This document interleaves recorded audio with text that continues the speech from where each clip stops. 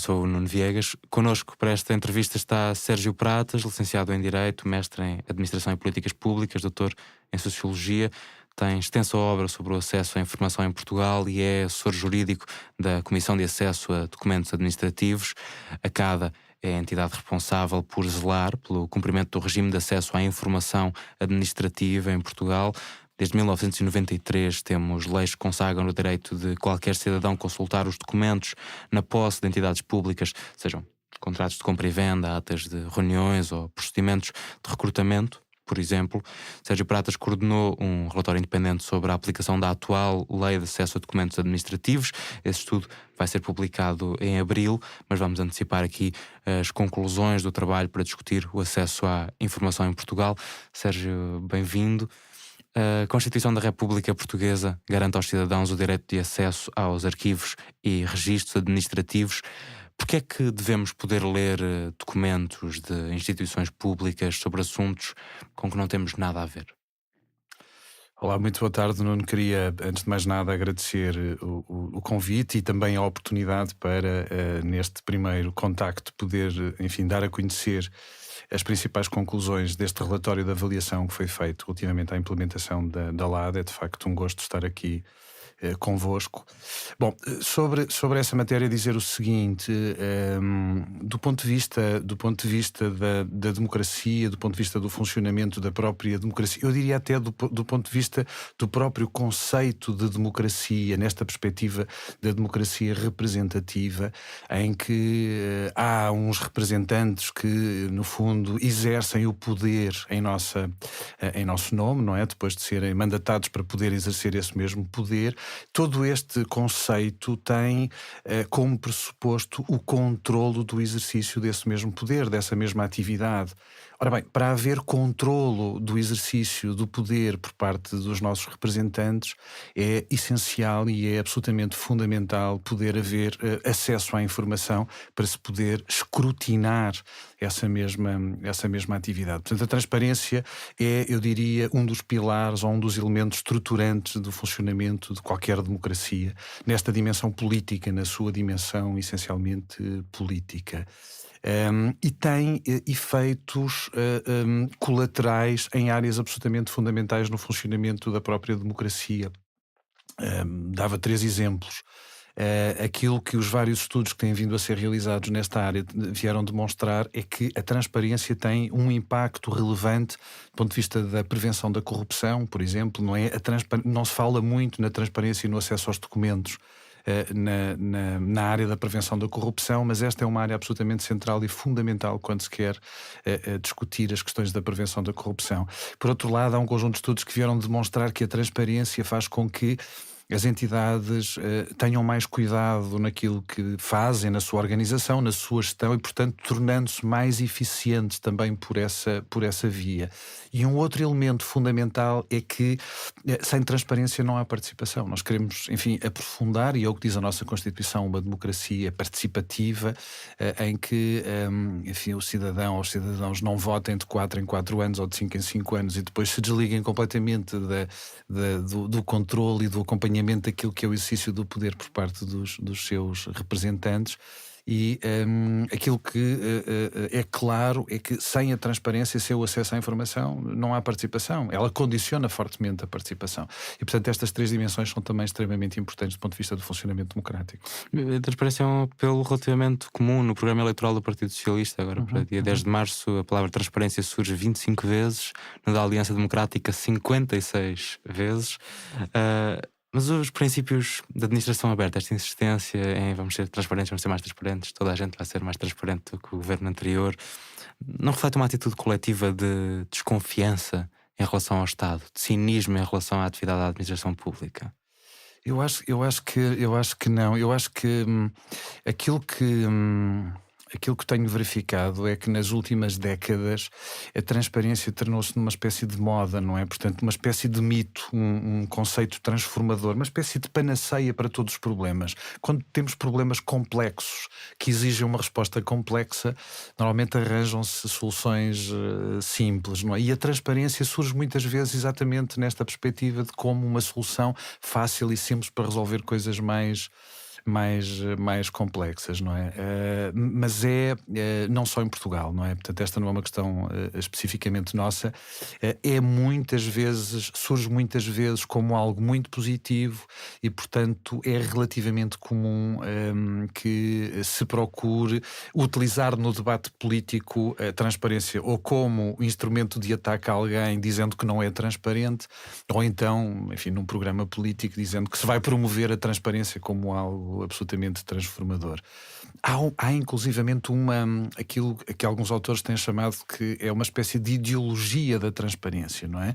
Ou seja, a transparência aparecendo como panaceia para tudo, não é? E de facto depois demonstra-se que não é exatamente assim, portanto não tem esse efeito, enfim, que não vai tão longe como provavelmente alguém apresenta do ponto de vista das suas expectativas, não é? Portanto, há que olhar para a transparência, enfim, como ela é e com expectativas moderadas do ponto de vista do poder que terá no que diz respeito até ao próprio controle da atividade do Estado, não é? E Gonçalo, precisamente no controle do exercício do poder, que foi a expressão que usou antes. Há algumas semanas entrevistava o vice-presidente do Conselho Superior de Magistratura, Luís Azevedo Mendes, e perguntava nessa altura sobre a transparência na publicação das decisões judiciais. Os acordos de primeira instância, claramente, não são publicados. E a questão era se havia transparência suficiente no acesso dos cidadãos às decisões da Justiça para conseguirem escrutinar a Justiça. E a posição que eles expressou na altura é que não havia necessidade dos cidadãos terem acesso direto às decisões, porque os jornalistas faziam esse trabalho, conseguiam aceder às decisões quando demonstrassem uma evidência atendível, os tribunais da relação reviam, os próprios inspectores do Conselho Superior de Magistratura reviam. Não é? Portanto, porque é que importa aplicar um princípio da administração aberta, se quiser explicar o conceito de administração aberta, com uma dispersão deste dever de vigilância? Porque é que é preciso atomizar este dever de vigilância à totalidade dos cidadãos?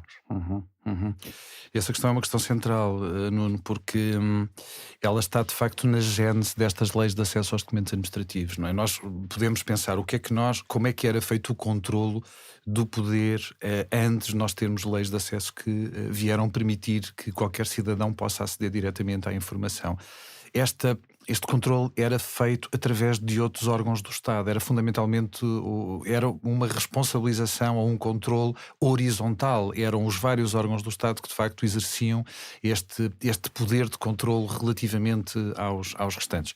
Essa dimensão é uma dimensão importante, não estou a diminuí-la, ela é de facto central também do ponto de vista do controle da atividade. Agora, a grande transformação que as leis de acesso aos documentos administrativos vieram trazer e toda a legislação relativa à transparência do Estado é exatamente a de permitir o controle direto por parte dos cidadãos, e não pode ser de outra forma, quer dizer, não é? Se nós temos uma Constituição que aponta para uma democracia nesta dimensão política que visa promover a participação dos cidadãos, nós não podemos de facto querer que eles participem apenas de forma imediata através dos seus mediadores, não é? Portanto, há que garantir que os cidadãos podem exercer diretamente, para além dos mediadores, continuando a ter mediadores, sejam jornalistas, sejam organizações privadas sem fins lucrativos que também exercem muitas vezes este papel de mediação, mas independentemente de haver mediadores e dos mediadores também poderem exercer o acesso à informação e poderem naturalmente escrutinar, o que é de facto uma transformação muito grande do ponto de vista das leis de acesso aos documentos administrativos, é de facto o permitir o acesso direto por parte dos cidadãos e, portanto, o seu envolvimento direto naquilo que é de facto a gestão da coisa pública e, portanto, participando, conhecendo, questionando a própria comunicação social com aquilo que vai fazendo, etc, e alargando a possibilidade do escrutínio e, no fundo, tornando mais efetivo o escrutínio, não é? E tornando mais alargado o escrutínio daquilo que é a atividade do Estado em geral. Quando eu falo de atividade administrativa, quando falamos de transparência do Estado, estamos aqui a pensar nas várias funções do Estado, não é? Portanto, a função política, legislativa, a função judicial e depois a função administrativa. Quando falamos em leis de acesso aos documentos administrativos, e este relatório é sobre uma lei de acesso aos documentos administrativos, estamos a pensar fundamentalmente na administração pública e no exercício da atividade administrativa, que é uma das dimensões, aliás, eu diria que neste momento é uma das dimensões centrais, não é? Do funcionamento do Estado. Sim, se tornou muito executivo. Não se aplicaria neste caso caso às decisões dos tribunais. Os tribunais por exemplo, não está Sim, abrangido. a lei de acesso aos documentos administrativos não se aplica de facto às decisões judiciais. Embora se aplique aos tribunais, mas no exercício da sua função administrativa. Exatamente. O direito constitucional a ser informado é depois operacionalizado, bastantes anos após ser colocado na Constituição, através da lei de acesso a documentos administrativos, que garante que podemos pedir, sem ter que enunciar uma razão para, na maior parte dos documentos, precisamente documentos já existentes. Mas o que é um documento administrativo? Muito bem. O conceito, nós temos, só fazer aqui um brevíssimo enquadramento. Nós temos a primeira lei de acesso aos documentos administrativos é de 1993, não é? Esta lei foi substituída por uma segunda lei de acesso em 2007 e temos agora uma terceira, que é a lei que está em vigor, uma terceira lei de acesso que é de 2016. Desde 1993 que a noção ou o conceito de documento administrativo é, enfim, mais ou menos o mesmo e aponta neste sentido. Toda a informação, todos os documentos em posse da administração pública, por princípio, são documentos administrativos. Portanto, a definição é esta. Toda a informação ou todos os documentos em posse da administração pública, ou melhor dizendo, não da administração pública, porque a administração pública é um conceito mais restrito, neste momento é de todas as entidades elencadas pela própria lei. Algumas não integram a administração pública em sentido formal, portanto vai-se para além da administração pública. Todos os documentos em posse das entidades, em princípio, são documentos administrativos. Tudo. Toda a informação detida pela administração pública é este manancial absolutamente extraordinário. Depois a lei tem exceções, diz, bom, isto não é, por exemplo, um esboço. Quando eu sou jurista, não é? Quando estou a elaborar um parecer sobre uma determinada matéria, posso perfeitamente fazer um esboço daquilo que pretendo fazer. É evidente que este esboço que eu faço, até manuscrito, etc., isto não é um documento administrativo porque é um esboço. A própria lei exclui este tipo de elementos ou este tipo de documentos do conceito de documento administrativo. Agora, tudo o resto, tudo o que são documentos oficiais, são documentos administrativos, logo sujeitos àquilo que o Nuno dizia, que é logo sujeitos ao princípio geral que está previsto na lei, que é o da liberdade de acesso. Ou seja, o de que qualquer cidadão, sem ter que explicar, sem ter que fundamentar porque é que quer aceder à informação, tem o direito, não é a prerrogativa. A administração não tem depois o poder de dar ou não dar, se lhe apetecer dar ou não dar, não. Tem o direito de aceder a todo esse manancial, a toda essa informação em posse da administração pública, das entidades sujeitas à LADA. E se a administração não o fizer, o cidadão tem um conjunto de garantias que pode efetivamente exercer para obrigar a administração a facultar-lhe o acesso a essa mesma informação. Este é o princípio geral. Depois a lei prevê um conjunto de exceções, ou seja, prevê para salvaguardar outros bens fundamentais, não é? O Nuno estava, enfim, referir-se à Constituição. A Constituição de facto prevê. A própria Constituição tem algumas exceções. Exatamente. E devemos ir a algumas delas especificamente. Okay, muito bem. Como por exemplo os dados pessoais, não é? Que é aquela que, enfim, tem sido a mais significativa usada, e muitas vezes usada indevidamente para condicionar a transparência e o acesso aos documentos. Era precisamente onde eu queria ir daqui a pouco. Mas estava antes, em termos de enquadramento, qual é que é a diferença entre termos uma lei de acesso à informação e uma lei de acesso a documentos? Uhum. Em rigor, a diferença está a nossa lei assenta num princípio que é o cidadão tem direito de aceder ao que já existe, portanto aos documentos que já estão produzidos, não é? E portanto a administração não está vinculada ou obrigada a produzir elementos de informação, como por exemplo compilar informação, etc, para satisfazer o direito de acesso. Portanto, o princípio é aceder ao que já existe, não é? Procura-se criar aqui algum equilíbrio. A administração já enfim, tem a sua função central e, portanto, depois tem um conjunto de tarefas para poder concretizar a sua função e a sua missão central e, portanto, a verdade é que o acesso aos documentos também implica um conjunto de tarefas por parte da administração e, portanto, procura-se, enfim, trazer aqui algum equilíbrio, não é?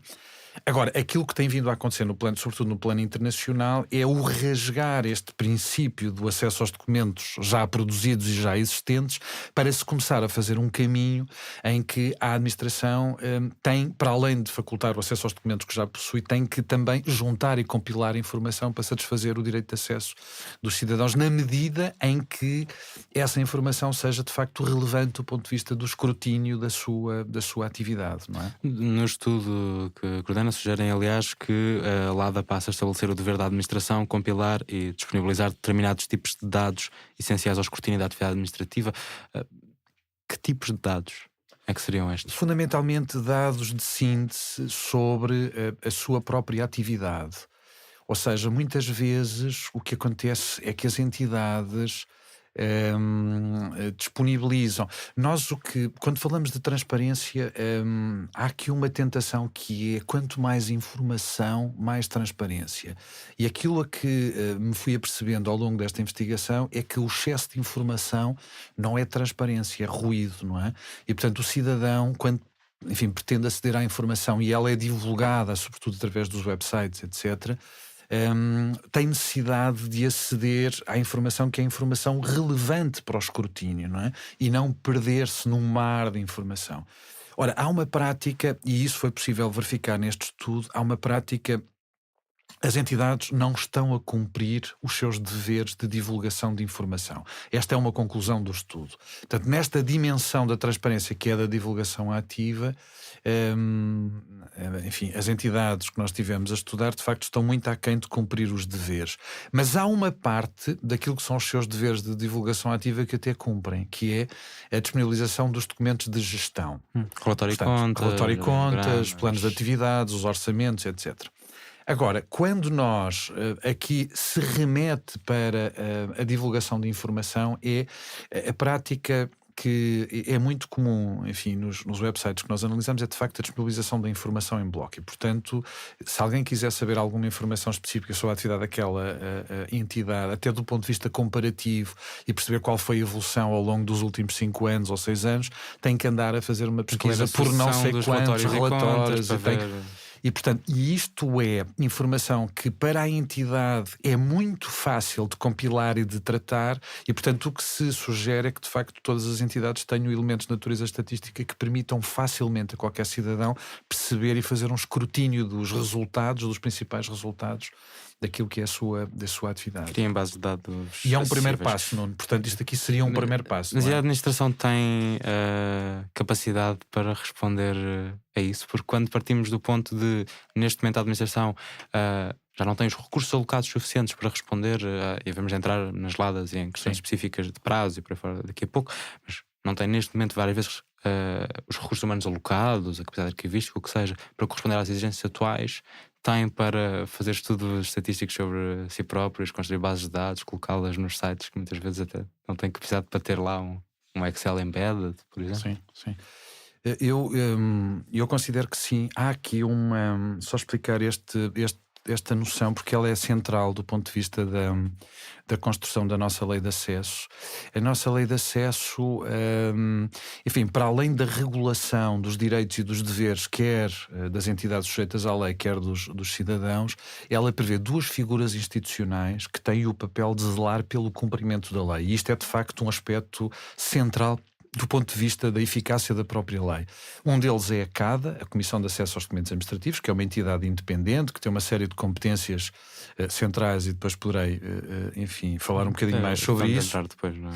E a segunda figura é a figura do responsável pelo acesso à informação. Uma figura relativamente desconhecida. Está na lei desde 93. Está na lei desde 93, mas é uma figura relativamente desconhecida. Aliás, uma das perguntas que fazíamos aos beneficiários da lei era se conheciam este dever de designar um RAI, e praticamente metade aquilo que informou foi que não conhecia, não sabia que as entidades tinham que designar um RAI, e a verdade é que não designam. Nós temos mais de 5.000 entidades sujeitas à lei de acesso em Portugal, e no final de 2023 havia 273 RAI indicados. E os RAI têm um papel central, absolutamente central, em resposta àquilo que me estava a colocar, que é do ponto de vista da eficiência, não é? De facto, a transparência pode ser um encargo brutal nos serviços da administração pública. Se nós pensarmos, entrou um pedido de acesso, eu tenho dúvidas, tenho que pedir um parecer jurídico para saber se faculto ou se não faculto o acesso. Depois tenho que ir à procura da informação. Depois tenho que expurgar a informação que seja reservada. Bom, se eu não tiver alguém que seja especialista nesta matéria, isto pode ser efetivamente particularmente que pesado. realmente processa os pedidos de acesso à informação informação, garanta que se cumpre, Tudo saiba isso, a lei. tudo isso, tudo isso. Se eu tiver um responsável pelo acesso, ele é um especialista que vai acompanhar todos estes pedidos, que conhece, que sabe, que responde imediatamente, evitará muitas coisas e será alguém que poderá facilmente. Aliás, essa é uma responsabilidade que a própria lei atribui ao RAI, ao responsável pelo acesso à informação, que é disponibilizar a informação no website. Portanto, competir-lhe a ele fazer a compilação da informação relevante do ponto de vista do escrutínio e garantir o cumprimento da lei desse ponto de vista. E porquê é que a vastíssima maioria da administração pública não cumpre esta obrigação? Eu diria que por três razões fundamentais. Em primeiro lugar, é curioso porque passado poucos anos da entrada em vigor da primeira LADA, que é de 93, foi feito um estudo pela CADA e uma das principais conclusões é que ninguém conhecia a lei, não é? Portanto, no ano 2000 foi feito um estudo, mesmo junto à administração pública, não estamos a falar dos cidadãos, estamos a falar da administração pública, e a maior parte dos serviços não sabia que existia uma lei. Portanto, não sabia que existia uma lei, não conhecia o teor da própria lei. Portanto, havia ali um enorme desconhecimento. Quando partimos para este estudo, partíamos do pressuposto que, passado estes anos todos, a realidade seria completamente diferente. Mas aquilo que verificámos é que ainda há um desconhecimento significativo da própria lei, não é? Portanto, há muitos serviços da administração pública e muitos trabalhadores da administração pública que não conhecem a lei. Este é um elemento.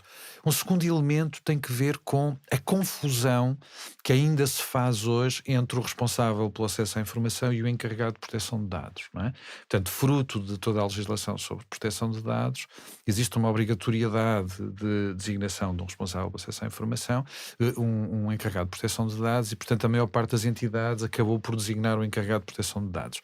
E quando a pessoa que zela por garantirem os direitos de privacidade, a proteção de dados. E quando se, em alguns serviços, quando se questiona porque é que não têm RAI, muitas vezes a questão que vem é: mas porque é que eu tenho que ter um RAI se eu já tenho um encarregado de proteção de dados? O que é que me acrescenta ter um responsável pelo acesso à informação se eu já tenho alguém que Portanto, há alguma confusão entre os papéis e a função do encarregado de proteção de dados e do responsável pelo acesso à informação. Em algumas entidades acontece nomearem a mesma pessoa para os dois processos. Exatamente. Em algumas entidades acontece exatamente isso, embora haja uma orientação da Comissão Nacional de Proteção de Dados que aconselha que não seja a mesma pessoa.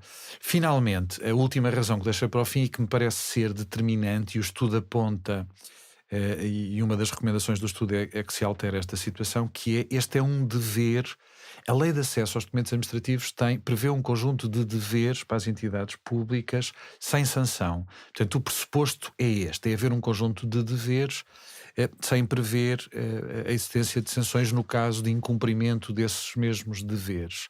Bom, e neste caso acontece exatamente isso. Portanto, não há nenhuma sanção para as entidades que não designem o responsável pelo acesso à informação. E uma das recomendações deste estudo, eu diria uma das recomendações centrais deste estudo, é quebrar-se esta lógica da LADA nesta dimensão e assumir em relação aos responsáveis pelo acesso à informação a aplicação de uma sanção nas situações em que ele não seja designado. E isto porquê? Porque é que se quebra esta lógica da própria lei? Porque o responsável pelo acesso à informação, para além daquele papel fundamental que falei há pouco, garantir uma maior eficiência, uma resposta mais rápida, etc., ele pode ter aqui um papel central para se criar uma verdadeira cultura de transparência na administração pública que nós não temos neste momento, não é? E, portanto, o RAI é uma figura central, e uma das principais conclusões do estudo é que a lei não tem sido cumprida nessa dimensão e que era fundamental criar todas as condições para que ela fosse efetivamente cumprida. E já agora fechávamos a questão dos responsáveis de acesso à informação e a seguir vamos falar do lado sancionatório, não só em relação aos RAI, mas de forma mais vasta. Mas quando uma entidade tem um responsável de acesso à informação, quando nomeia um responsável de acesso à informação, aumenta o cumprimento da LADA? Sim. Sim, é muito curioso, essa questão é muito interessante porque na divulgação ativa a LADA aponta para que a transparência seja construída por duas vias fundamentais: a transparência passiva, ou seja, o acesso a pedido do cidadão através de um requerimento dirigido à administração pública, e a transparência ativa ou a divulgação ativa, que é a transparência construída a partir da disponibilização de forma proativa da informação nos websites das várias entidades sujeitas à lei. Bom, quando nós estudamos e fizemos este cruzamento, quando estudamos um conjunto de entidades e fizemos uma análise sobre a disponibilização de informação nos respectivos websites, para perceber se estavam ou não estavam a cumprir os deveres que estão previstos na lei, aquilo que verificámos é que a maior parte delas não estava a cumprir o que está previsto na lei. Esta foi uma primeira conclusão. A segunda conclusão foi aquelas que tinham RAI tinham um nível de cumprimento superior àquelas que não tinham RAI. E, portanto, na divulgação ativa foi muito evidente o impacto da existência dos RAI. De facto, conduz efetivamente a um cumprimento da lei. E a perspectiva que tenho é de que também na dimensão da transparência passiva ele tem um papel fundamental. Há aqui na transparência passiva, ou seja, no acesso a num pedido, os RAI têm assumido aqui os vários RAI que existem. Nós fizemos no âmbito da avaliação um focus group com RAI, para ouvir exatamente, enfim, o que sentiam eles próprios também no exercício das suas funções. E aquilo que percebemos é que o RAI pode assumir aqui um de dois papéis no âmbito da transparência passiva. Ou concentra todos os pedidos de acesso, portanto são-lhe todos canalizados, ele faz uma triagem e uma primeira leitura e depois faz todo o acompanhamento da resposta aos pedidos de acesso. Isto acontece em algumas áreas, sobretudo na área hospitalar, os RAI associados a hospitais. Mas aquele que é o modelo dominante é um RAI que está disponível no âmbito da transparência passiva para ajudar a resolver as situações mais duvidosas e mais complexas, não é? Ou seja, é alguém que dá a conhecer a lei, é alguém que dá formação aos funcionários que têm que trabalhar especificamente com esta matéria e é alguém que depois acompanha nas situações mais duvidosas, não é? Dispensando, por exemplo, ter que se elaborar um parecer jurídico para cada situação e às vezes situações que não levantam dúvida absolutamente nenhuma. Portanto, ele tem aqui um papel também de grande eficiência, ou de melhorar a eficiência na resposta a este tipo de pedidos e a rapidez. Já agora, dizer isto, uma das conclusões do estudo também foi a de que os serviços da administração pública têm uma enorme dificuldade em cumprir os prazos de resposta que estão previstos na lei. A LADA prevê um prazo de 10 dias úteis para as respostas iniciais, que pode ser estendido para 2 meses em casos mais complexos, excepcionais. Eu tinha a pergunta: sim, alguém cumpre este prazo? Há quem cumpra este prazo, mas a maioria das entidades não consegue de facto cumprir este prazo. Eu parece-me que o problema não está no prazo, não está claramente no prazo e na questão do prazo. Poder-se Está, dizer, aliás, em linha com o prazo que se aplica para fazer um pedido à Comissão Europeia. Exatamente. O problema não está no prazo, o problema é um problema de gestão e de organização interna. E o que me parece é que, havendo na entidade um RAI que tenha aqui um papel fundamental do ponto de vista da organização, da gestão destes pedidos e na resposta a estes pedidos, a percentagem de casos em que se cumpre o prazo vai ser completamente diferente. Não tenho muitas dúvidas sobre isso. E, portanto, tudo isto que estou a dizer é de facto para reforçar a centralidade e a importância da designação do RAI, que é uma figura que de facto está prevista na lei e durante muito tempo foi completamente esquecida. Agora não está esquecida, mas estamos ainda muitíssimo aquém. Como disse há pouco, mais de 5.000 entidades, 263 têm RAI. Portanto, é desta realidade que estamos a falar. Muito curto. A LADA explicita que a administração pública não tem o dever de criar ou adaptar documentos para satisfazer o pedido, nem a obrigação de fornecer extratos de documentos, caso isso envolva um esforço desproporcionado que ultrapassa a simples manipulação dos mesmos.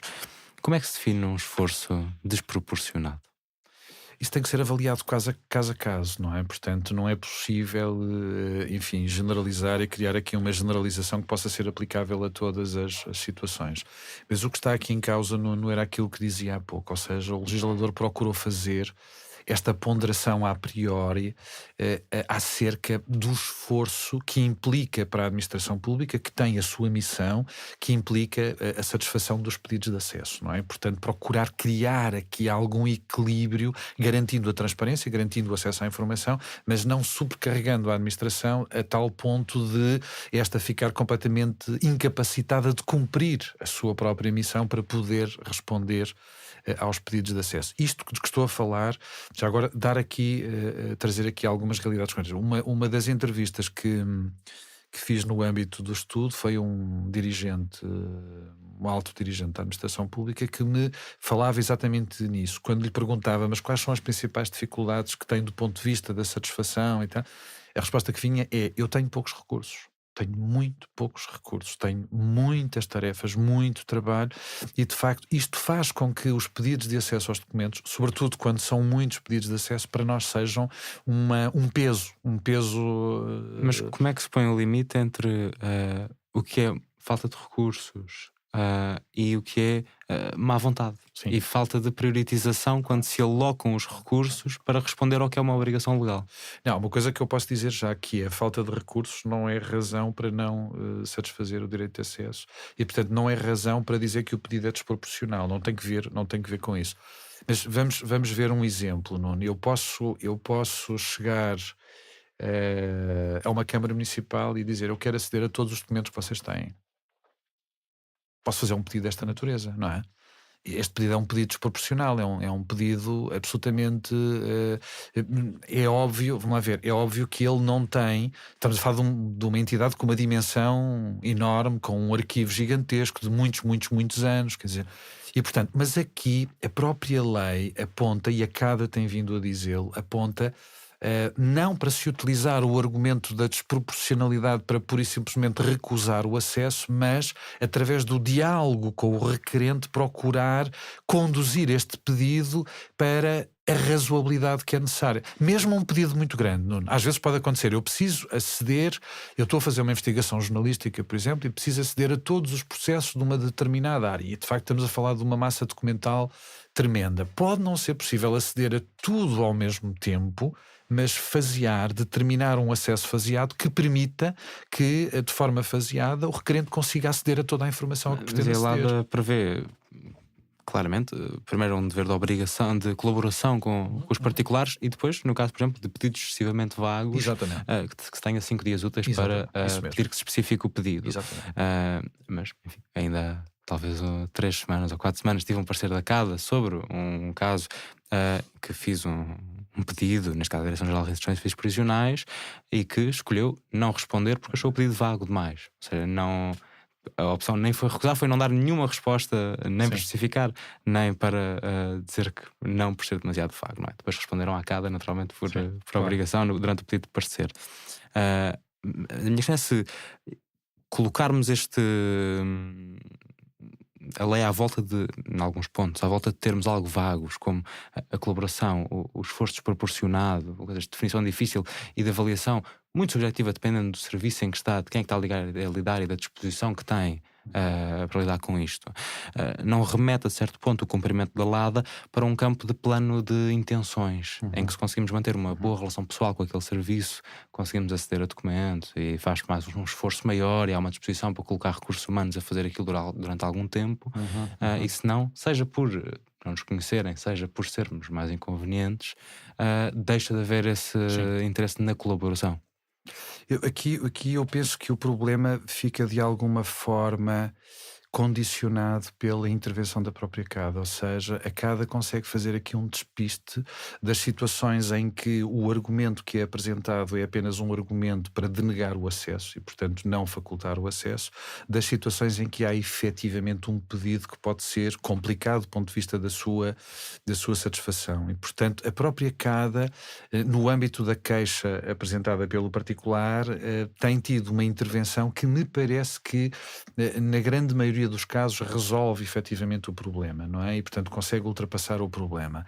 Eu diria, sim, há aí uma margem de subjetividade grande que leva a que, por vezes, possa ser um argumento utilizado para bloquear ou criar uma barreira do ponto de vista do acesso. Mas eu, apesar disso, sinto que a maior barreira que existe e o argumento que é utilizado mais vezes para condicionar o acesso não é tanto esse, o da desproporcionalidade ou da dimensão do pedido ou da grande dificuldade em obter a informação, Sistémico e mas é claramente a questão da proteção dos dados pessoais. Portanto, esse é o argumento que é utilizado muitas vezes para não facultar o acesso aos documentos. Não é? Daqui a pouco discutimos a definição de documento nominativo.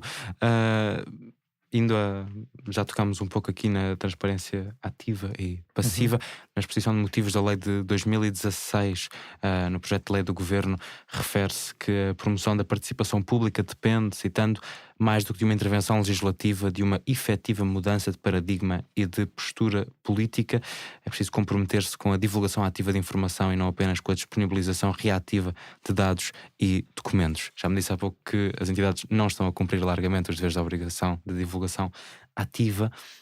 E porquê que não tivemos uma transição, uma efetiva mudança de paradigma, como se escrevia aqui, de uma postura de transparência passiva, que a certo ponto já existe, para uma postura de transparência ativa? Eu diria por várias razões.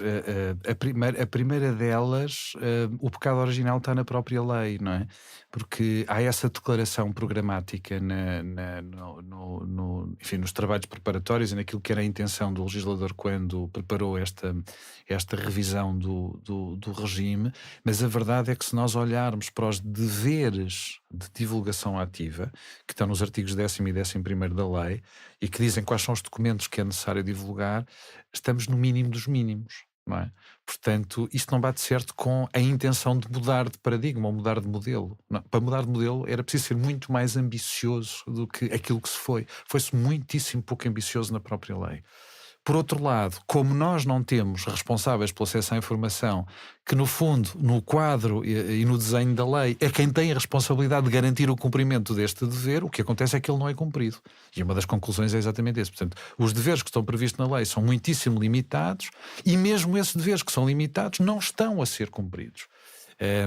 Este é um aspecto. Outra dimensão que nós verificamos na avaliação e que é curiosa, é muito curiosa, tem que ver com as competências da CADA, da Comissão de Acesso aos Documentos Administrativos. A lei prevê uma série de competências específicas da CADA no que diz respeito à avaliação e monitorização do cumprimento da lei em matéria de reutilização. Tem que fazer uma série de relatórios de avaliação, que é uma coisa que ninguém sabe muito bem o que é. A verdade é que no que diz respeito à transparência e ao acesso aos documentos não tem competências de monitorização e de avaliação. Portanto, estes três aspectos são fundamentais para se garantir esta transição de modelo. O reforço dos deveres, portanto, mais deveres de divulgação ativa da informação, a existência de RAIs e uma sanção no caso de não serem designados RAIs e a atribuição à CADA de, enfim, uma competência de acompanhamento, monitorização, avaliação, eu diria, se calhar valorização de boas práticas, etc, etc, influenciando e ajudando ao cumprimento da lei nesta dimensão. Portanto, essa intenção do legislador manifestamente não foi cumprida. Não. E ela é muito importante. Aliás, uma das principais conclusões do estudo é que nós precisávamos mesmo de fazer essa transição. No seu livro Nova Lei de Acesso a Documentos Administrativos, elenca 4 fases para essa transição da transparência passiva para a ativa. A primeira, a disponibilização dos documentos de gestão, que é algo que já temos em parte. Na segunda, de todos os atos administrativos, regulamentos e contratos. Na terceira, dos processos que estão na base da atividade de administração. E na quarta, a desmaterialização dos documentos. Em que fase estamos e como é que chegamos à quarta fase? Estamos no princípio dos princípios, não é? Portanto, estamos claramente na fase em que, e na avaliação isso foi visível, em que e isto já é uma evolução positiva, já muitos serviços sujeitos à lei divulgam os seus principais instrumentos de gestão, não é? Estamos a falar do relatório do plano de atividades e orçamento, do relatório de atividades, do balanço social, enfim, alguns elementos do ponto de vista da gestão são relevantes, não é? E, portanto, mas são documentos que produzem no quadro da sua atividade normal e, portanto, eu diria que, do ponto de vista do escrutínio da atividade administrativa, permite naturalmente ter uma visão global, mas é manifestamente insuficiente. E, portanto, eu diria que estamos ainda a procurar cumprir o primeiro passo, sendo que há entidades que nem este primeiro passo estão a cumprir neste momento, mas estamos muito no princípio, não é? Portanto, estamos muito a dar este primeiro passo. Nós perguntávamos no inquérito que fizemos aos beneficiários da lei, perguntávamos exatamente qual era a percepção que tinham sobre a divulgação ativa, qual era a sua opinião, se estavam satisfeitos ou não estavam satisfeitos. E, de facto, a esmagadora maioria está totalmente insatisfeito com a informação disponibilizada. 75% dizia estar pouco ou nada satisfeito. Pouco ou nada satisfeito. E, ao mesmo tempo, perguntávamos que tipo de informação é que gostariam que fosse disponibilizada. E, de facto, a informação que gostariam que fosse disponibilizada tem a ver com a contratação pública, os contratos celebrados pela administração, os regulamentos que existem, as decisões que são tomadas. Curiosamente, muito mais do que a informação sobre o processo que levou à tomada da decisão, aquilo que os beneficiários querem é conhecer a decisão, não é? Saber exatamente quais são as decisões que foram tomadas, etc, etc. Se nós olharmos para este manancial de decisões que vão sendo tomadas, etc, etc, estamos claramente distantes. Embora haja boas práticas, ou seja, não queria, enfim, criar aqui É evidente que o plano global é este, mas aquilo que se foi verificando é que existem situações em que já alguns serviços da administração pública têm vindo a pôr em prática boas práticas do ponto de vista da transparência, não é? Por exemplo, como é que eu dou a conhecer as decisões que tomo? Em entidades públicas que têm órgãos colegiais, isto muitas vezes é feito disponibilizando as atas desses órgãos colegiais, não é? Por exemplo, isso acontece muito ao nível das autarquias. Os municípios cada vez mais disponibilizam e tornam públicas as atas relativamente aos seus órgãos colegiais, portanto, quer em relação à Câmara Municipal, quer em relação à Assembleia Municipal. E, portanto, isto está a abrir e vai abrindo naturalmente e permite o acesso não só às decisões tomadas, mas também àquilo que se lá discutiu. Qual é o problema que tem? É que a maior parte das decisões nos municípios estão delegadas no Presidente da Câmara. E, portanto, é o Presidente da Câmara que toma as decisões e, portanto, parte substancial da atividade fica fora desta divulgação ativa e deste quadro da divulgação ativa. É muito notória a diferença entre fazer um pedido de acesso a documentos à Comissão Europeia, por exemplo, ou ao governo português. A Comissão responde em 10 dias, nunca me falharam um prazo, por e-mail e por carta, por mais que se insistem que não mandem por papel. Rasura a informação que houver a rasurar, às vezes de forma mais extensa, outras vezes menos, mas nunca é uma limitação a quantidade de informação que tem que rasurar, e trata sempre o assunto como uma questão meramente burocrática. Pela nossa experiência, por outro lado, é muito frequente assessorias de imprensa, em particular da administração central e da autárquica, não cumprirem qualquer prazo de resposta, ignorarem absolutamente pedidos e procurarem providenciar informação tratada e comentada em vez dos documentos originais e de dados não tratados. Frequentemente pedem também uma justificação para porque é que queremos aceder a documentos. Para além das questões da quantidade de recursos e do conhecimento da LADA, a administração pública está culturalmente disposta a cumprir a lei de acesso a documentos administrativos? Esse é um dos problemas. Aquilo que se pretendia, aquilo que o legislador, logo desde a primeira lei, pretendia, ao criar duas figuras, não se limitou a regular o direito, como eu dizia há pouco. Portanto, ao criar duas figuras com um papel central na promoção e no zelar pelo cumprimento da própria lei, era precisamente criar essa cultura de transparência, não é? Ou seja, haver uma transformação cultural, haver uma transformação na organização que levasse a que a transparência fosse uma coisa natural. Ou seja, fosse uma coisa que acontecesse, como acontece, como a descrição da União Europeia, exatamente isso, uma coisa absolutamente natural. Portanto, a informação que existe não é propriedade de quem exerce um determinado cargo na administração, e, portanto, deve ser disponibilizada com a maior naturalidade e naturalmente salvaguardando a proteção de outros direitos fundamentais que poderão eventualmente estar ali em causa. A verdade é que isso não aconteceu. Portanto, nós não conseguimos, ao longo destes 30 anos de lei de acesso aos documentos administrativos, fazer essa transformação cultural que estava subjacente àquilo que era a ideia do legislador desde o início. Se nós olharmos para os trabalhos preparatórios da lei de 93, isso era dito expressamente nos vários projetos que foram sendo apresentados, era transformar a cultura da administração pública, e isso não aconteceu. E não aconteceu fundamentalmente porque esta dimensão, porque a lei está coxa, não é? Portanto, a lei tem duas pernas. Uma perna é a CAD, outra perna são os responsáveis pelo acesso à informação. Nós não tendo responsáveis pelo acesso à informação, a lei está coxa e, portanto, não conseguiu efetivamente... dentro da administração. Exatamente. Alguém que está dentro e que ajuda a transformar dentro da administração. Proposição, nos últimos meses, usando um exemplo concreto, a Direção-Geral de Reinserção e Serviços Prisionais passou a responder aos pedidos de acesso a documentos que lhes enviamos como fumaça, escrevendo, e cito: manifesta-se estranheza pelo facto de todas as respostas que esta Direção-Geral tem vindo a dar a pedidos deste órgão de comunicação social suscitarem pedidos de verificação documental do que foi transmitido num procedimento que nem a generalidade dos organismos nacionais e internacionais com competências inspectivas têm no exercício do seu trabalho inspectivo. Porquê é que os serviços públicos tratam pedidos de informação como questões pessoais, ofendendo-se quase quando se pede um documento? Eu acho que tem que ver, Nuno, com esta questão que falávamos há pouco da transparência, da cultura de transparência, não é? nós continuamos a ter essa postura, e essa resposta está muito em linha com aquilo que acontece na generalidade dos serviços da administração quando alguém chega e solicita o acesso aos documentos. Qual é a primeira pergunta que se faz quando alguém solicita a LADA? No artigo 5º, o princípio geral é: todos os cidadãos têm direito a aceder a toda a informação sem necessidade de explicar porque é que querem aceder àquela informação, sem necessidade de fundamentar.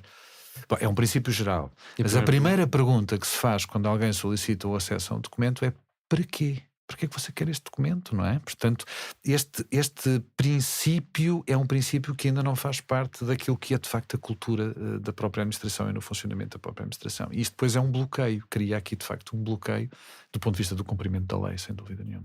No ano passado pedi à Câmara Municipal de Lisboa um mapa que tinha servido de base à criação do programa BIP-ZIP. Os serviços de autarquia reconheceram que havia acesso ao documento, mantiveram-se em contacto durante várias semanas para dar nota de que o iam enviar, acabaram por assumir ao fim de vários meses que tinham perdido.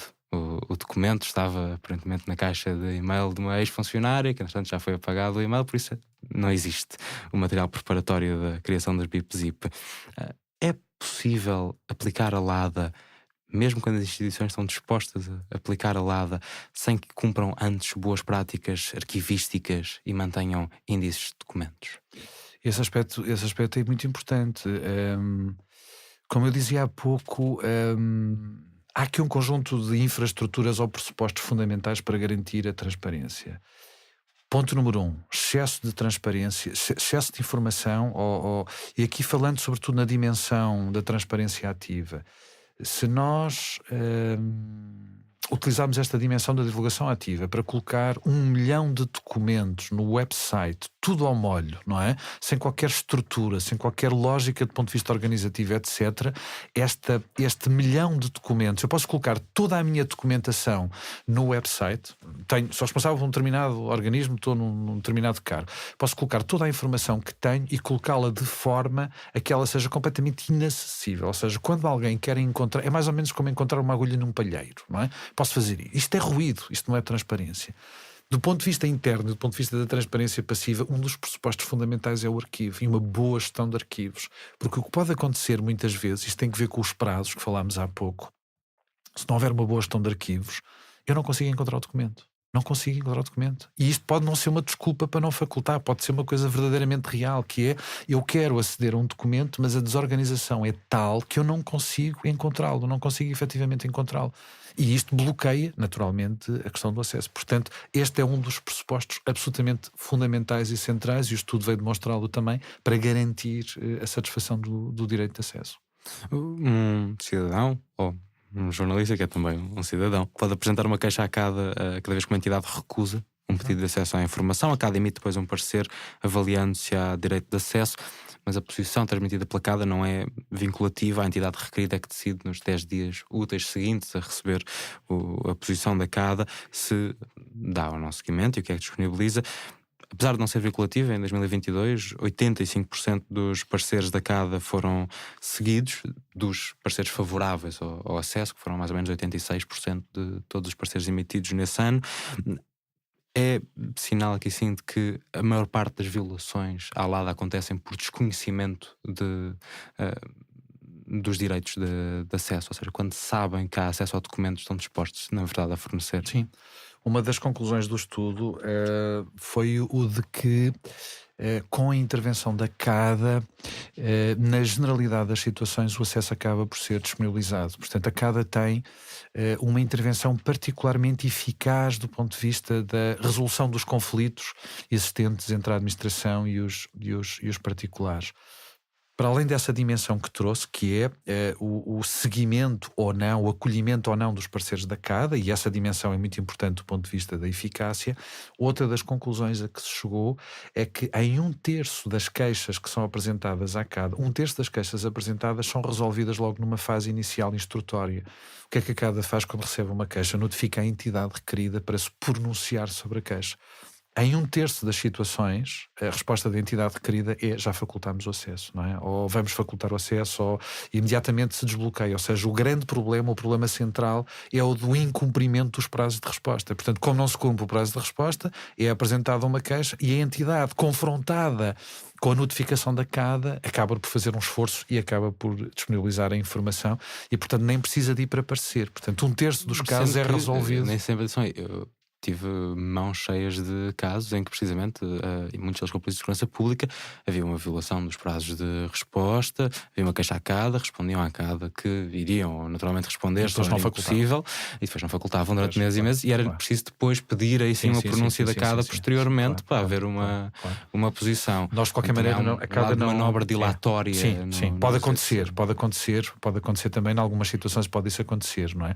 Ou seja, utilizar-se o argumento de que vamos dar, e depois isso nunca mais acontecer e de facto acabar por arrastar-se no tempo. De qualquer maneira, o princípio é o de que a CADA não arquiva o processo sem notificar previamente o queixoso, não é? Portanto, normalmente o que faz é remete-lhe a resposta da entidade requerida. A entidade requerida diz: eu já facultei o documento. Mas não se arquiva imediatamente o processo. O processo é notificado ao queixoso e o queixoso depois pode vir dizer: não, mas olha, facultaram, mas não facultaram tudo, falta um elemento. E então aí o processo avança naturalmente para a emissão de parecer. Em 2022 a CADA recebeu perto de 1.200 queixas por denegação total ou parcial de acesso. É o número mais alto de sempre. É o dobro do valor de há uma década. Isto é a ponta de um iceberg. Qual é que é a percentagem de violações à LADA que acha que chegam à CADA? A percepção que temos é que a maior parte dos cidadãos ainda não conhece. Até vou alargar. A maior parte dos cidadãos e a maior parte dos jornalistas não conhece de facto a fundo os direitos que possuem do ponto de vista do acesso à informação. E, portanto, a utilização da LADA é feita muitas vezes quando há uma necessidade específica, não é? Eu tenho um problema de herança, tenho um problema num processo, tenho um problema com um vizinho, tenho um interesse específico no acesso à informação e é neste contexto que, na maior parte das situações, aliás, o estudo aponta para que cerca de 66% dos casos que chegam à CADA são casos em que o pedido é feito não com o objetivo de escrutinar, apenas de escrutinar, mas com um objetivo específico, com um interesse pessoal. A pessoa tem um interesse pessoal no acesso à informação. Este elemento é de facto um elemento muito impactante do ponto de vista da apreciação e da leitura que fizemos em relação à lei. Mas já agora dizer-lhe uma coisa que é para que não fique a ideia de que quando alguém pede o acesso a um documento porque tem um interesse pessoal, que isto não tem a ver com o escrutínio, aquilo que nos parece é que isto também tem que ver com o escrutínio. Tudo isto é escrutínio, não é? Portanto, quando o jornalista solicita o acesso a um conjunto de documentos para naturalmente fazer uma investigação e poder escrutinar uma determinada matéria relativamente à qual tem dúvidas, etc., isso é muito importante e é muito relevante do ponto de vista do escrutínio, mas toda a atividade de acesso à informação é uma atividade que contribui direto ou indiretamente, imediato ou imediatamente, para haver um maior escrutínio por parte da administração, com todos aqueles efeitos que falávamos no início. Portanto, indiretamente. Para criar a prática da disponibilização. Exatamente. Quando uma entidade recusa disponibilizar documentos, mesmo quando a CADA se pronuncia a favor do acesso, a única forma de obrigar ao cumprimento é interpondo uma intimação judicial. Significa que cidadãos ou relações têm de contratar advogados e pagar custas judiciais para processar o Estado ou entidades dentro do Estado. Esta desproporção de recursos beneficia quem escolhe incumprir a LADA? Sim, é uma barreira, deixe-me dizer que é provavelmente uma das barreiras mais importantes no que diz respeito, de facto, ao respeito pelo direito e à concretização do direito, não é? Estamos a falar de situações, como lhe disse, o requerente tem um conjunto de garantias administrativas e judiciais e tem sempre a possibilidade de, querendo, poder recorrer primeiro à CADA, não é? Se o fizer, não tem qualquer custo associado, portanto não tem que constituir advogado, nem paga qualquer custo E como vimos há pouco, a intervenção da CADA é especialmente eficaz, não é? Portanto, a grande maioria dos casos são resolvidos favoravelmente e o cidadão ou jornalista acede à informação.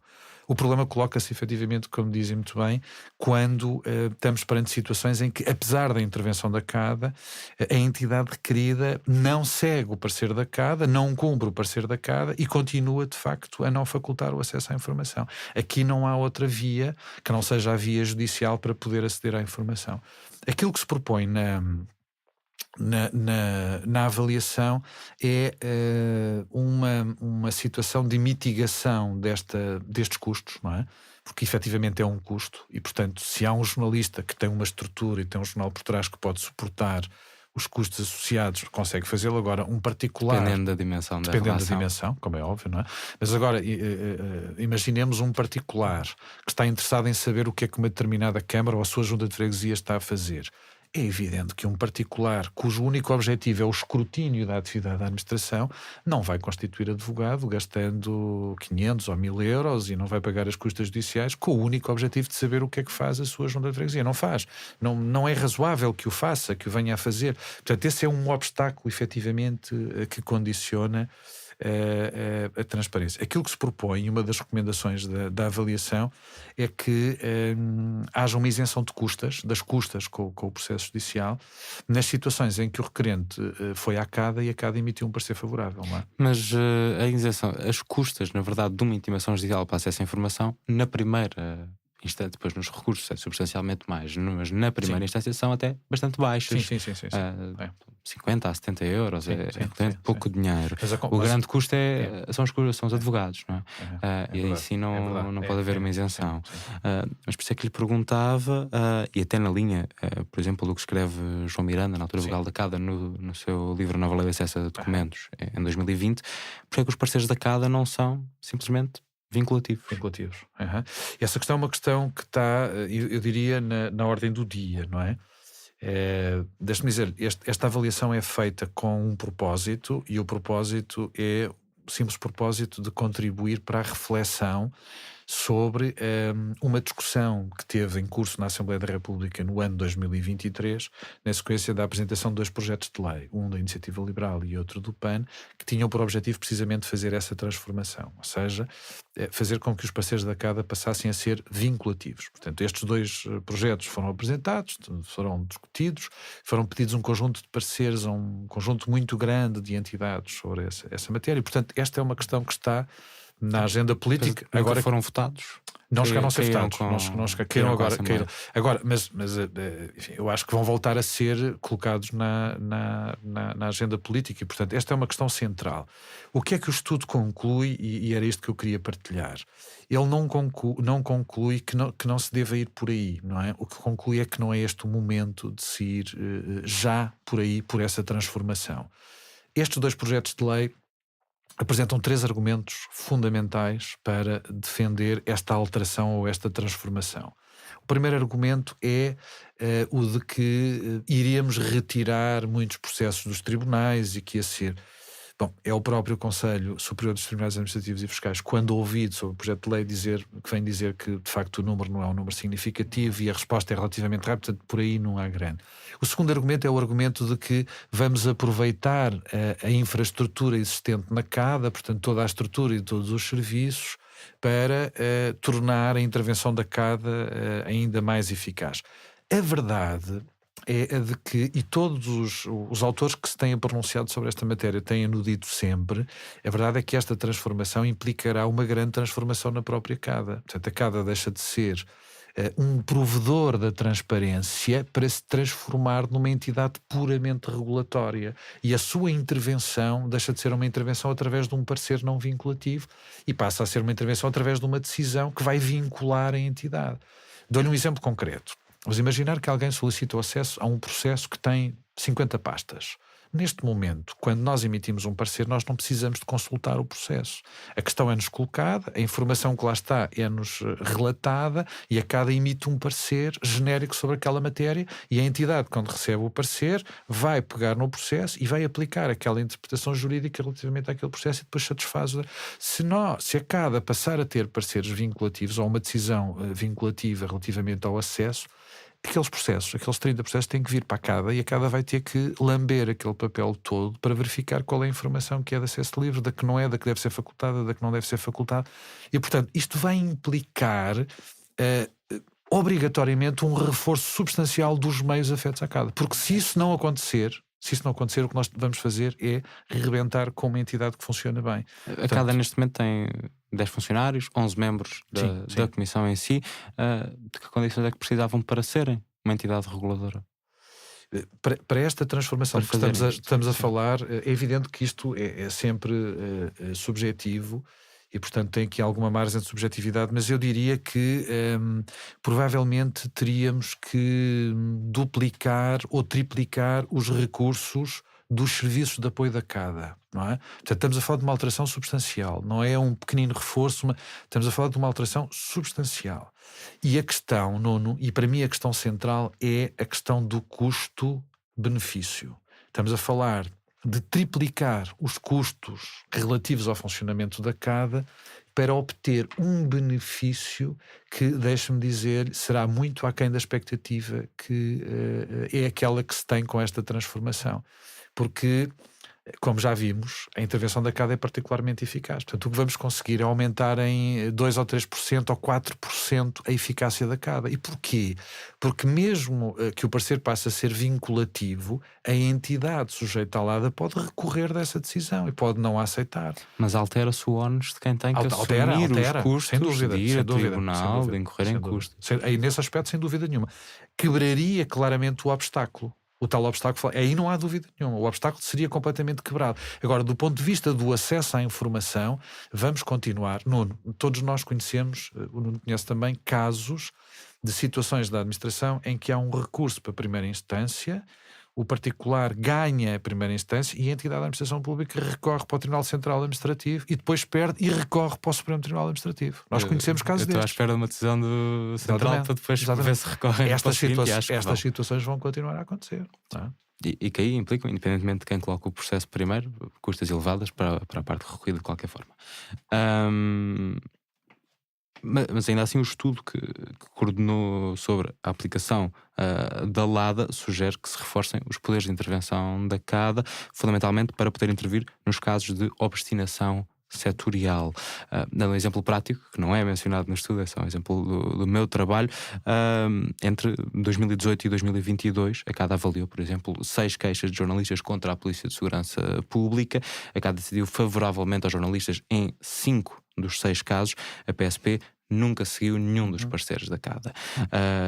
Eu próprio depois, já em 2023, fiz mais de uma dúzia de pedidos à PSP, largamente incumpridos, antes e depois de intervenções da CADA. A LADA, apesar de prever multas para os cidadãos por mentirem sobre as razões por querem ter dados pessoais, por exemplo, ou reutilizarem documentos sem autorização, não prevê qualquer sanção para o incumprimento reiterado da LADA e, como se viu, coloca o ónus de levar o parecer, de fazer cumprir o parecer do lado do cidadão. Porquê é que castigamos o lado mais fraco? Sim, vamos ver. Eu acho que importa partir para esta discussão sobre a obstinação setorial. Existem efetivamente alguns setores, e nós vamos detectando isto, que de forma reiterada não acolhem as orientações que a CADA dá nos seus pareceres, mas a situação geral não é esta, não é uma situação de obstinação. Aqui estamos nos 15%. Exatamente, é isso mesmo. Portanto, temos ali uma e muitos deles não são de obstinação setorial. Portanto, é uma situação pontual. Há um parecer que não foi seguido por uma entidade e se calhar nos próximos 2 anos não vai ter mais nenhuma. Agora, há efetivamente situações como esta em que nós próprios sentimos que há uma entidade que não cumpre e porque não está, ou porque tem um entendimento diferente daquilo que a CADA tem sobre um conjunto alargado de matérias, ou porque há efetivamente ali uma questão de transparência, de cultura de transparência mais complicada.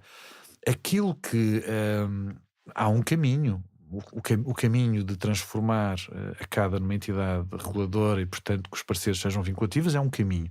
E o estudo não diz que não se vá por esse caminho. O que se diz é que não é este o momento. Este é o momento de tomar um conjunto de outras medidas para tornar a lei mais eficaz e depois, se isso não acontecer, então, eventualmente, poder retomar o caminho da reforma pegando nessa mesma medida. Portanto, o que se propõe é que este não é o momento. O que se diz é que este não é o momento. Agora, há uma medida que pode ser tomada de imediato e que é absolutamente fundamental e que, por exemplo, o Provedor de Justiça tem em Portugal, que é o poder de, nestas situações concretas, em que há efetivamente uma obstinação, uma situação generalizada de não acolhimento dos pareceres, poder haver uma intervenção da CADA junto de quem tem algum poder sobre a entidade que não está a cumprir. Seja um poder hierárquico, seja um poder tutelar, seja um poder de supervisão, seja o que for.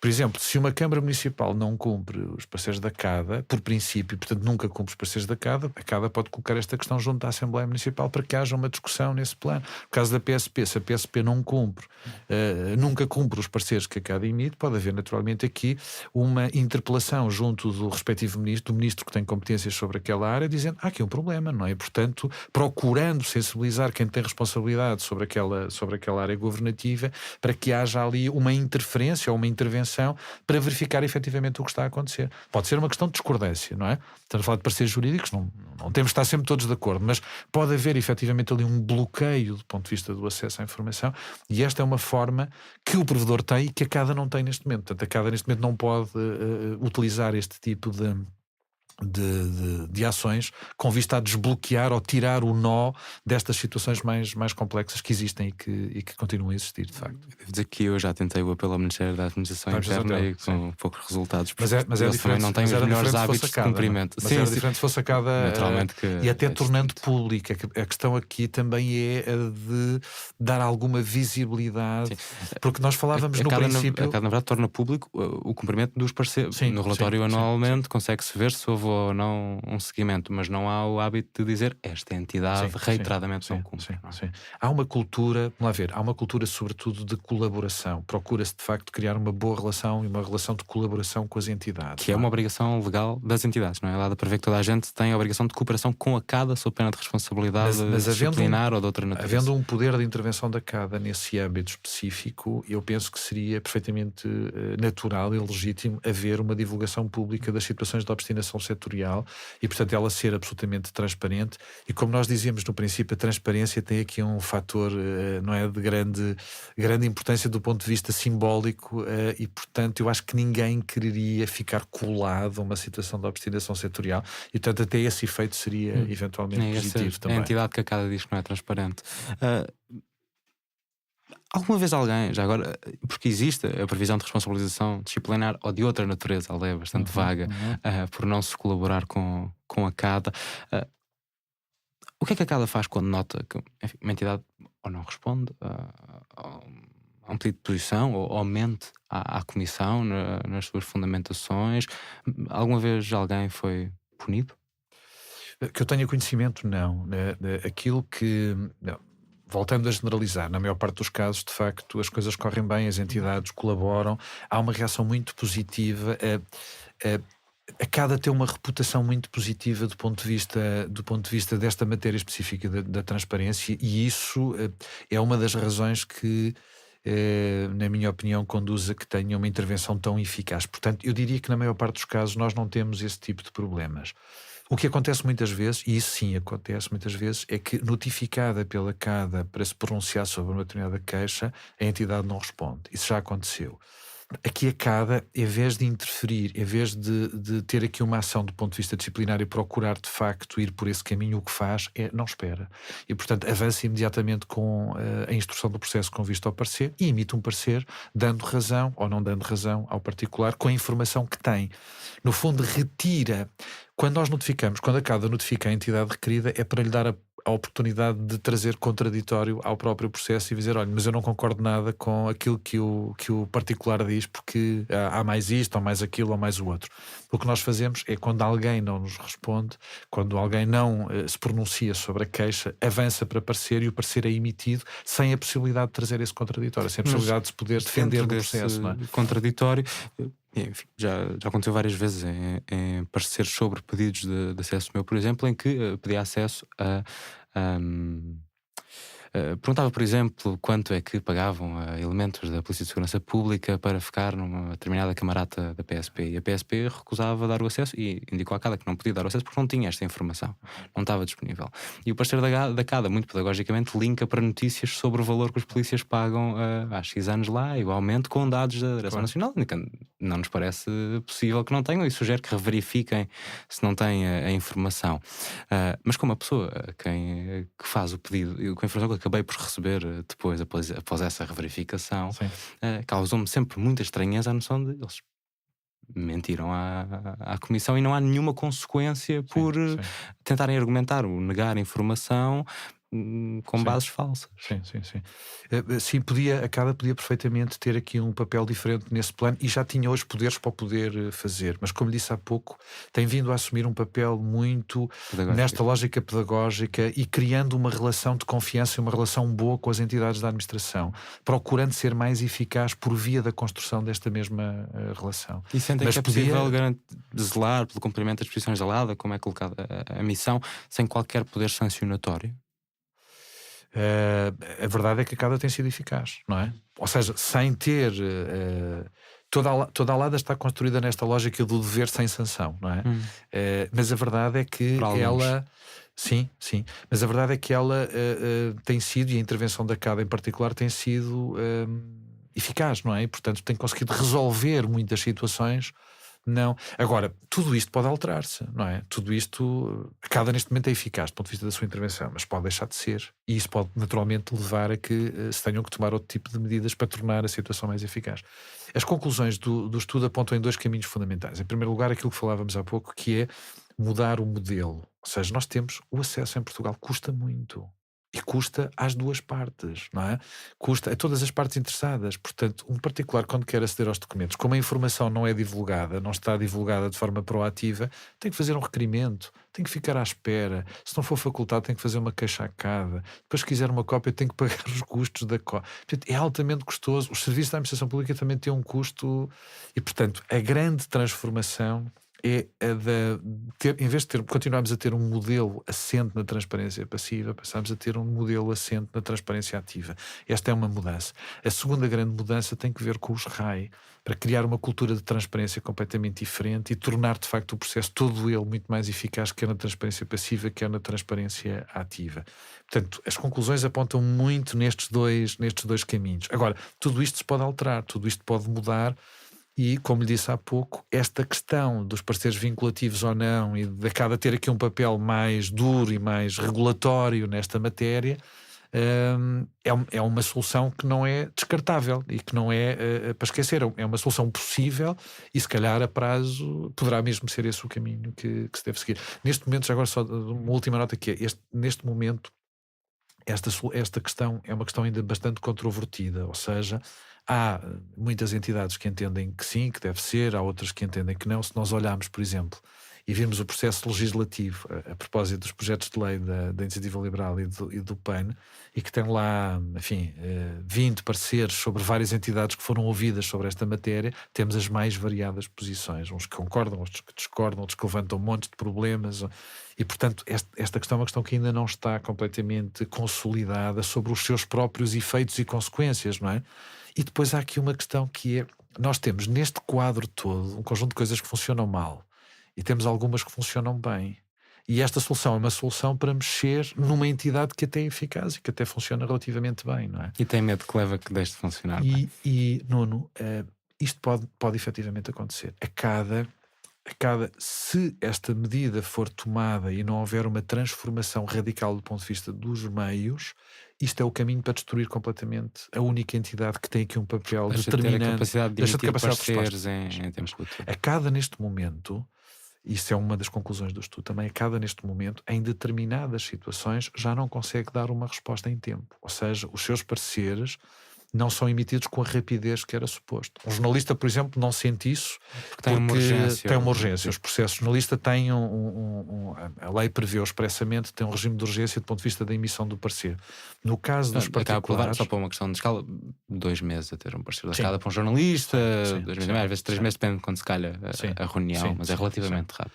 Normalmente o que acontece é que o processo, quando chega, nós notificamos a entidade requerida e assim que recebemos a resposta da entidade requerida, é feita a instrução para a sessão da CADA seguinte, não é? Portanto, é feito imediatamente. Mas no caso dos particulares, muitas vezes acontece que o processo é um pedaço mais moroso. E isso depende, para já, neste momento, do número de processos. Porque a estrutura é a mesma. Uma coisa enfim, instruir 500 processos por ano, outra coisa é instruir 1200 processos por ano. E tem a mesma estrutura que tinham quando havia 500 sim, processos. Sim, é esta a questão. E, portanto, nesta fase, ou seja, para o serviço que fazem agora, já precisavam de mais recursos?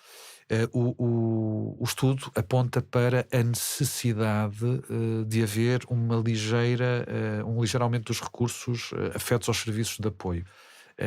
Não é uma alteração substancial, estamos a falar aqui e que tem que ver exatamente com esta preocupação do cumprimento dos prazos e com uma tendência de aumento do número dos processos. Nos últimos anos, como disse na introdução, aquilo que vamos sentindo é uma tendência clara para um aumento do número de processos, do número de queixas, e portanto esta questão é uma questão aqui importante, mas também para que a CADA possa assumir outras responsabilidades que neste momento não tem tido capacidade de assumir, como por exemplo a interligação com os RAI. Nós já temos 200, são muito poucos, mas já temos 273 RAI. Era fundamental haver aqui uma ligação e uma rede com os RAI e de apoio aos RAI para o exercício das suas próprias competências, e para isso é preciso que a CADA tenha recursos para poder fazer. A divulgação do regime de acesso é também uma competência da CADA, não é? E para isso é preciso recurso e, portanto, era fundamental que a CADA pudesse apostar também mais na questão da divulgação. O papel de fazer, quer os cidadãos, quer a administração, terem conhecimento de calado.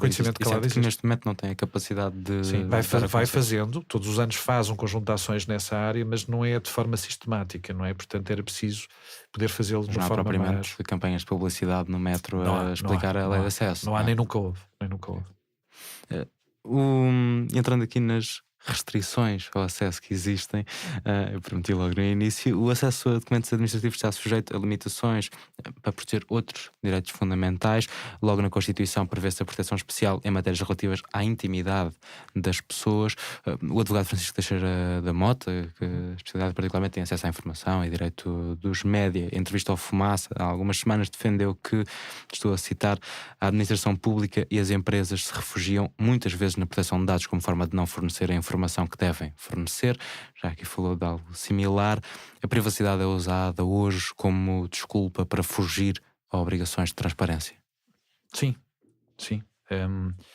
Eu diria que há aqui duas situações que são parecidas, mas que não podem ser confundidas. Há efetivamente situações em que os serviços utilizam esse pretexto e esse argumento para não facultar o acesso e para bloquear, de facto, o acesso à informação, mas há uma outra situação que, sendo parecida, é diferente, que é a do efetivo receio de violação da legislação sobre proteção de dados, não é?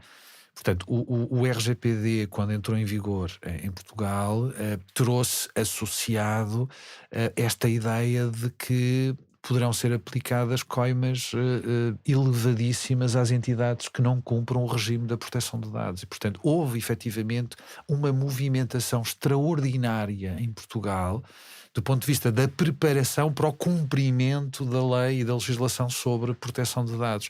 E criou-se simultaneamente um receio, eu diria generalizado, quanto ao incumprimento da legislação de proteção de dados.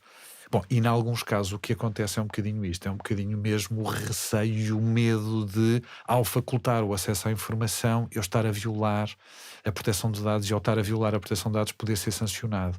E se eu não facultar o acesso aos documentos, eu não sou sancionado, não é? Porque a LADA não prevê qualquer sanção, mas se eu violar a proteção de dados, eu sou sancionado. E, portanto, na dúvida, se calhar tenho aqui enfim, uma posição mais conservadora ou mais segura relativamente a esta matéria. Poderia ser precisamente isto, que sanções pesadas por incumprimento da LADA preveniam e que gerava-se medo pelos dois lados. Sim, não é? Já agora, em relação ao existirem multas para o incumprimento do RGPD, e é verdade que vem da legislação europeia, que a certo ponto entram por aí, não é uma decisão autónoma dos nossos legisladores, mas existirem na lei portuguesa multas pelo incumprimento do RGPD, mas não por violações da LADA, é um sinal de prioridades dos legisladores. Sim, a grande diferença que aqui existe é claramente uma diferença que é reportável à intervenção da União Europeia nestas matérias. Portanto, e isto acontece não só na proteção de dados, mas também na reutilização. Portanto, a União Europeia entendeu que devia intervir de forma generalizada e profunda na área da proteção de dados e na área da reutilização. E nós olhamos para a LADA hoje, e não nos vários Estados-membros, no que diz respeito à transparência. Não é? E nós olhamos para a LADA hoje e vemos-la capturada pelas questões da proteção de dados e claramente com problemas do ponto de vista do acesso aos documentos nominativos, que são os documentos que contêm dados pessoais, e também, enfim, com uma parte substancial daquilo que é a lei hoje, com as matérias da reutilização e não com o acesso. Portanto, o acesso é uma pequena parte que fica ali, eu diria, completamente engolida entre a reutilização e a proteção de dados, que são duas áreas que a União Europeia entendeu que eram absolutamente fundamentais do ponto de vista da intervenção no quadro da União Europeia. Portanto, e o acesso à documentação ambiental também está bastante extensamente explicado na LADA, porque vem toda a razão. Sim, exatamente, isso mesmo. Mas, por regra, como indicava, introduziu o termo documento nominativo, há limitações de acesso aos documentos nominativos. Na LADA de 2007 define-se um documento nominativo como aquele que contenha, acerca de pessoa singular, identificada ou identificável, apreciação ou juízo de valor ou informação abrangida pela reserva da intimidade da vida privada. A revisão de 2016 expande a definição de documento nominativo para abarcar todo o documento que contenha dados pessoais, seguindo a definição prevista no Regime Geral sobre Proteção de Dados, que considera um dado pessoal, citando, por exemplo, um nome. Em a nova Lei de Acesso a Documentos Administrativos, o Sérgio chama esta mudança um retrocesso enorme, defende até que é inconstitucional. Como é que se conjuga o direito a ser informado e as proteções constitucionais à reserva da intimidade e da vida privada? Pois, essa é a grande questão, e isso que acabou de relatar é a grande transformação que acontece com a lei de 2016, não é? Sem ninguém reparar muito bem. Sem ninguém reparar muito bem, é verdade. E do ponto de vista da comunicação social, o que é curioso é que isto condiciona todo o trabalho dos jornalistas, mas isto não foi objeto de qualquer tipo de notícia sequer, não é? Portanto, passou completamente despercebido. Uma transformação que é absolutamente gritante, muito, muito relevante. Podemos discutir se está bem, se está mal, até podemos discuti-lo, não é? Eu acho que a intenção era boa, eu estou convencido disto, não é? Espero não estar a ser ingênuo, não é?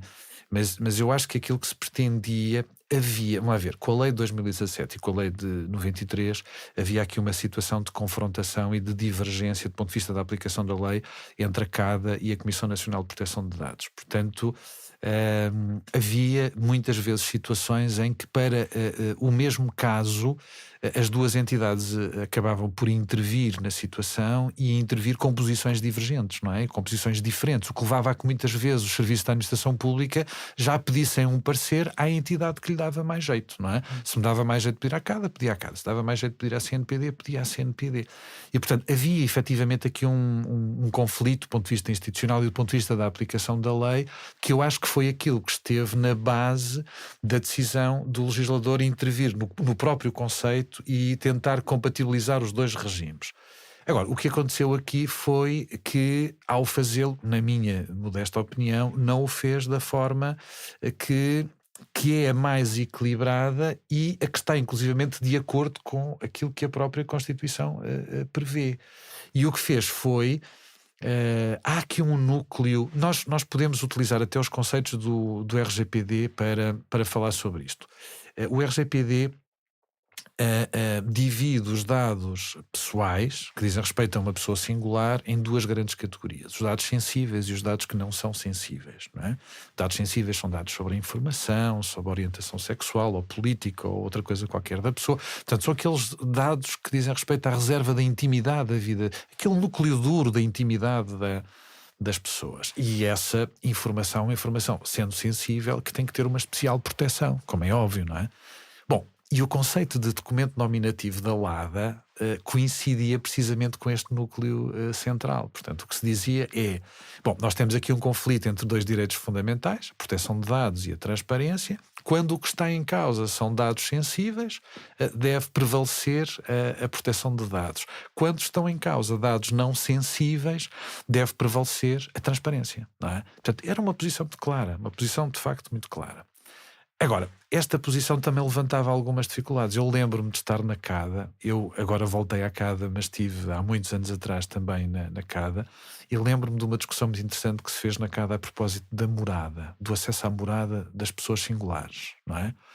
E, portanto, lembro-me de uma situação concreta de um senhor que, enfim, não vou cometer nenhuma inconfidência porque é público e está nos parceiros da CADA, numa determinada altura solicitou à TAP o acesso ao recibo de vencimentos e à morada de uma determinada senhora que trabalhava na TAP, de uma funcionária da TAP. Queria saber a morada e o recibo de vencimentos daquela senhora.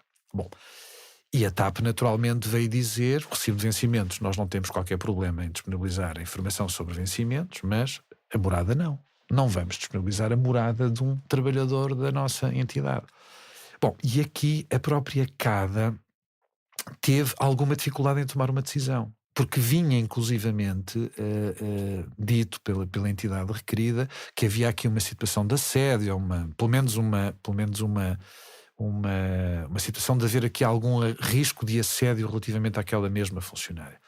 Bom, e a CADA, olhando para o conceito de documento nominativo, que era o da reserva da intimidade da vida privada, dizia, bom, a morada não faz parte da reserva da intimidade da vida privada, não é? Portanto, em princípio, deveria facultar. E, portanto, a própria CADA teve aqui alguma dificuldade neste processo de decisão. Agora, o que eu acho é que a solução não devia ser passar do 8 para o 80, não é? E aquilo que deveria acontecer é que relativamente, e esta é a minha posição, relativamente à informação pessoal não sensível, ela deve ser facultada desde que essencial ao escrutínio da atividade da administração pública. A morada desta senhora não era fundamental para o escrutínio da atividade da TAP. Mas se fosse, por exemplo, a morada de um deputado que mudou a sua morada para Angola, sim, para aí receber já mais era, ajudas de aí custo. já era. Ou, por exemplo, quando alguém, para poder ingressar, para cujo filho possa ingressar numa determinada escola, utiliza uma determinada morada, aí já é fundamental do ponto de vista do escrutínio, não é? Agora, neste caso em concreto, aquilo não era uma informação de escrutínio, não era fundamental para o escrutínio, logo não devia ter sido facultada. E na formulação atual, estamos a falar de abarcar, por exemplo, e houve a discórdia precisamente sobre o BAS, o portal da contratação pública, à altura, porque os contratos tinham dados pessoais e, na verdade, tinham, numa inscrição de cidadão, tinham Sim, dados pessoais realmente muito expostos, não é?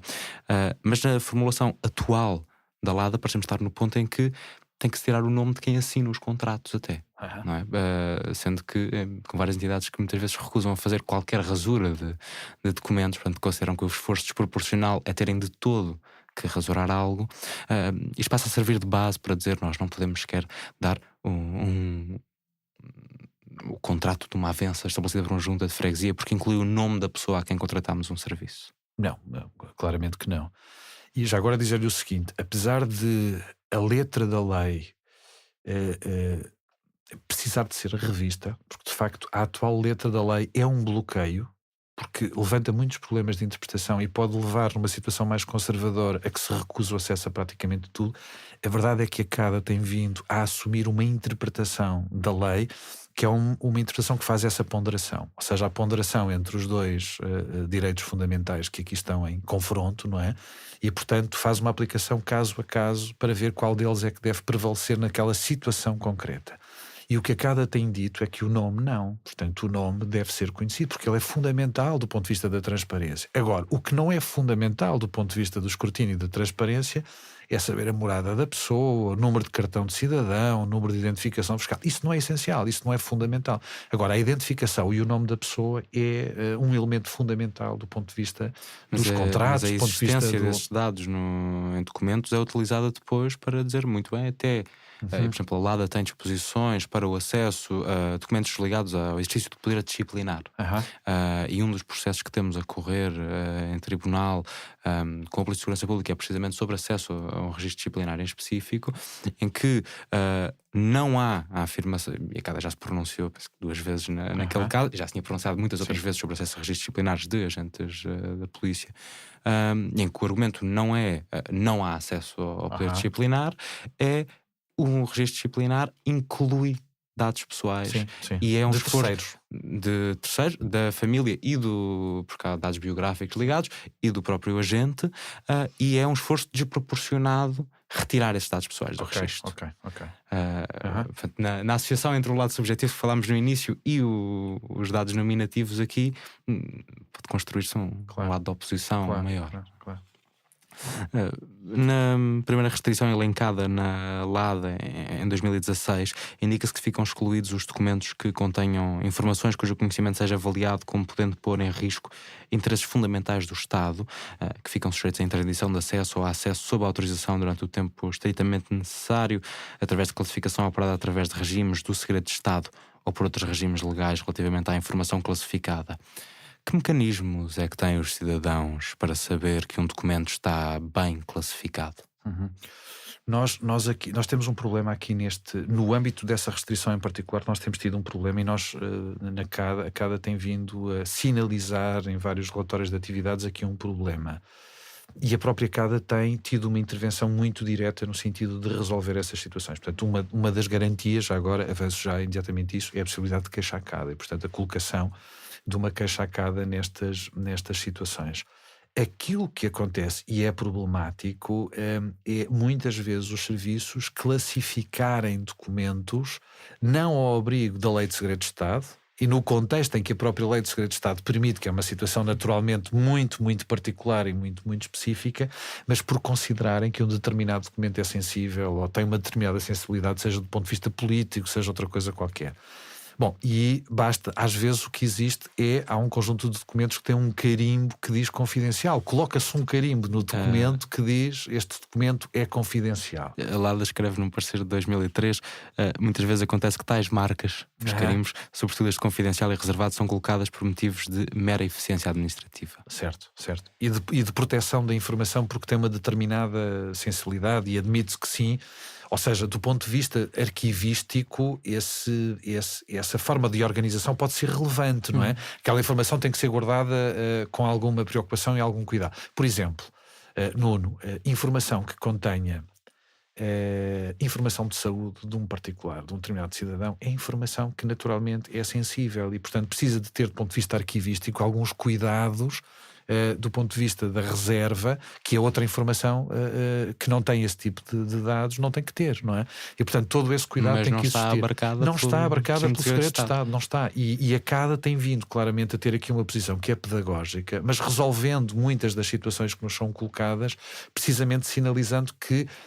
E o que diz a CADA é muito simples. Ter um carimbo ou não ter um carimbo é exatamente a mesma coisa. Do ponto de vista da Lei de Acesso aos Documentos Administrativos, ou está classificada como segredo de Estado, ou não, e bem classificada ao abrigo do segredo de Estado, por quem tem competência de classificar ao abrigo do segredo de Estado, e pelo período dessa mesma classificação, ou não estando, aquele documento é um documento a que se lhe aplica a Lei de Acesso aos Documentos Administrativos como qualquer outro documento, sem qualquer tipo de limitação desse ponto de vista. Mas aí quando estamos no uso meramente administrativo das classificações. Sim, mas sim. já agora, para contexto, o regime de segredo de Estado em Portugal, na verdade, não é regulado por uma lei que emanou da Assembleia da República, é uma posição do Conselho de Ministros de 88, penso eu, e que nunca foi alvo de revisão depois, e que é até bastante sucinta na forma como cria o regime de segredo de Estado. Mas e quando olhamos para documentos que são realmente classificados ao abrigo do regime de segredo de Estado, em que depois faço um pedido de documento de uma norma de discussão permanente da PSP para saber como é que se definem, por exemplo, um caso prático, por exemplo, o que é uma zona urbana sensível, o que é uma zona de intervenção prioritária definida pela PSP. É um documento classificado, por isso recusam liminarmente o acesso, uma vez que é classificado. Como é que podemos saber se realmente aquele documento tem informações que colocam em causa os interesses fundamentais do Estado? A lei prevê a essência de uma entidade com essa competência, não é? E que funciona. Não lhe consigo dizer exatamente qual é a capacidade de intervenção e de resolução que tem nessa matéria, mas do ponto de vista do sistema, aquilo que se prevê é que haja uma entidade de recurso, uma comissão a quem eu possa recorrer, questionando inclusivamente o ato de classificação. Porque essa questão é uma questão sensível, não é? Ou seja, pode perfeitamente acontecer, e aconteceu nos Estados Unidos, a seguir aos atentados do 11 de setembro, um processo generalizado de classificação de documentos, não é? E, portanto, pode perfeitamente acontecer que alguém... A lei diz que, por exemplo, os ministros têm competência para classificar documentos ao abrigo da Lei de Segredo de Estado, desde que diga respeito e tal. Bom, o que pode acontecer é que haja aqui uma classificação indevida destes mesmos documentos de uma forma que possa levar à impossibilidade de haver escrutínio de uma determinada atividade. E este é o mesmo problema que temos vindo a falar aqui, que é: eu classifico, aguento esta classificação durante o tempo suficiente para que aquilo depois, quando for desclassificado, já não tenha qualquer relevância do ponto de vista político. E, portanto, a questão aqui, a solução, é existir uma entidade a que eu posso recorrer para poder questionar o ato de classificação daquele documento, tendo esta, enfim, entidade, esta Comissão de Fiscalização do Segredo de Estado, competência para verificar se aquela classificação foi ou não foi bem feita. Fora as limitações por classificação dos documentos ao abrigo do regime de segredo de Estado, não é permitido consultar documentos pela LADA que possam afetar a eficácia da fiscalização, a supervisão, ou colocar em causa a capacidade operacional ou a segurança das instalações do pessoal das Forças Armadas, dos Serviços de Informação da República Portuguesa, das Forças e Serviços de Segurança e dos órgãos de polícia criminal, dos estabelecimentos de reinserção em serviços prisionais e dos centros educativos. Ao Fumaça, a título de exemplo, também a PSP recusou revelar dados estatísticos sobre a naturalidade dos agentes da polícia, porque saber de que conselhos é que eram estatisticamente mais naturais os seus elementos podia sido colocar em causa a segurança pessoal dos agentes afetos à investigação criminal e a órgãos de soberania, podendo tal pôr em causa a confidencialidade da missão atribuída. A CADA recusou o argumento. Também ao Fumaça, a Direção-Geral de Reinserção em Serviços Prisionais argumentou que divulgar o manual técnico que rege a produção de relatórios sociais para a determinação de pena para a assistência aos tribunais colocaria, estou a citar, irremediavelmente em causa a operacionalidade das equipas de reinserção social, porquanto os destinatários externos dos parceiros, uma vez conhecedores das estratégias técnico-operativas utilizadas pelos técnicos superiores, podem enviesar ou viciar a qualidade das avaliações. A CADA também recusou este argumento. As instituições penais, policiais, todas as outras, as secretas, as Forças Armadas, por aí fora, usam as exceções da LADA para proteger a sua eficácia da operação e a segurança dos seus operacionais, para se tentarem isentar totalmente das leis de transparência. Não, o que eu defendo, e defendia naquela obra que falou há pouco, é que tenho muita dificuldade em perceber qual é a utilidade prática dessa exceção que foi acrescentada pela lei de 2016. Parece-me que, relativamente a essa informação que pode ser sensível, efetivamente, ou ela cabe no quadro do segredo de Estado e é classificada ao abrigo do segredo de Estado, e bem classificada ao abrigo do segredo de Estado, porque pode efetivamente haver aí, repare, eu aceder a uma planta de uma prisão, ou aceder a uma planta de um edifício do exército, outra coisa qualquer, pode efetivamente ter aqui implicações do ponto de vista da segurança interna e, portanto, ele pode efetivamente ser classificado. Mas é por aí, porque eu aí tenho um regime específico que é exigente, que é particularmente exigente e que regula efetivamente como é que isso se faz. E, portanto, eu não sinto, confesso-lhe, necessidade, não vejo qual é a utilidade prática e o que é que acrescenta essa exceção que foi colocada em 2016. E ela, de facto, vem suscitar esse problema, que é um problema de interpretação, como é que eu interpreto isto, e poderá eventualmente ser utilizada como mais um argumento para poder recusar o acesso em algumas situações específicas, não é? Que não caibam no âmbito das outras exceções. E acha que a escala de limitações que se criam aqui, com algo tão abrangente como afetar a eficácia da fiscalização, a supervisão, ou seja, nem é pô-la em causa, não é impedi-la, é afetá-la de todo, inviabiliza o escrutínio em matérias de segurança? Tudo depende da utilização que seja feita da própria lei, não é? Portanto, eu acho que a interpretação que se tem que fazer é uma interpretação sistemática, tendo em consideração o princípio geral e as exceções, E, portanto, vai depender muito da aplicação em concreto dessas mesmas exceções. Elas devem ser aplicadas de forma claramente excepcional. Elas são uma exceção. Portanto, em situações de limite, quando o que está em causa é a proteção de outros bens jurídicos fundamentais.